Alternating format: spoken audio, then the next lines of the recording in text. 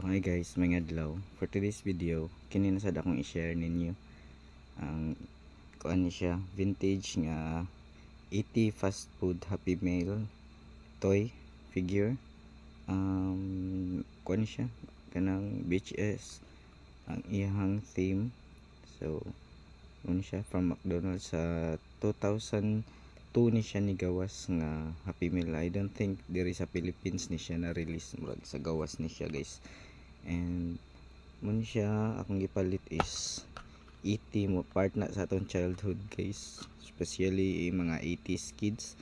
So na release ang 80 nga movie is 1982 I think.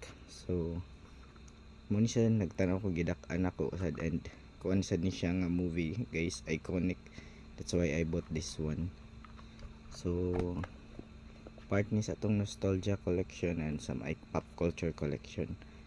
So mo ni iyang kuan guys, Happy Meal ni siya from McDonald's, and I bought it medyo mahal. I don't know if okay ra ba ang price, but since ganahan ko, I don't mind the price. I bought it for 380 pesos from Cebu Kay Stuffs. And that's it for this video guys. Salamat sa pagtanaw.